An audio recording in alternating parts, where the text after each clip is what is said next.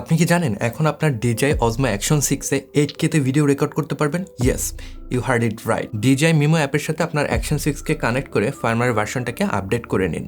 নতুন firmware version 01.02.0521 এ Action 6 এ 8K 30 FPS এ ভিডিও রেকর্ড করার যে সক্ষমতা সেটা যোগ হচ্ছে। যদিও নেটিভ 16:9 8K রেজলিউশন পাবেন না আপনারা, সামান্য আপস্কেল করা হবে 7K থেকে, but still it's definitely better than 4K। ডিলগ গেম সাপোর্ট পাবেন, সাথে কোডেক হিসেবে থাকবে H.265। 8K 30 FPS ছাড়াও আপনারা 24 FPS কিংবা 25 FPS এর অপশন সেটা পেয়ে যাবেন। দ্বিতীয় বড় আপডেট হলো এখন Action 6 থেকেই সরাসরি আপলোড করতে পারবেন আপনার ফুটেজগুলো OneDrive, গুগল ড্রাইভ, বাইডু কিংবা কোয়ার্ক বা নিজের যদি ন্যাস থাকে সেখানে।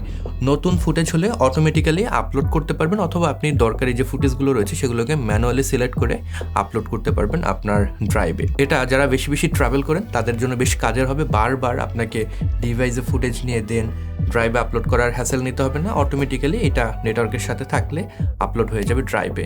এছাড়াও আপনারা এই আপডেটের মাধ্যমে নতুন ফিল্ম স্টাইল টোন প্রিসেট পেয়ে যাবেন, অ্যান্ড কিউএস বাটন এখন আপনারা কাস্টমাইজ করতে পারবেন। ম্যাক্রো লেন্স যদি আপনি লাগান, যেটা সাপোর্ট করে Action 6, সেখানে ফোকাস পিকিংয়ের সাপোর্ট আপনারা পেয়ে যাবেন। তবে 8K তে রেকর্ড করলে ওভারহিটের একটা কনসার্ন তো থেকেই যায়, সাথে সাথে স্টোরেজ নিয়ে বাড়তি চিন্তা কিন্তু যুক্ত হয়ে যায়। আপনি কি 8K অ্যাকশন ফুটেজ নিয়ে কাজ করবেন নাকি 4K তেই হ্যাপি?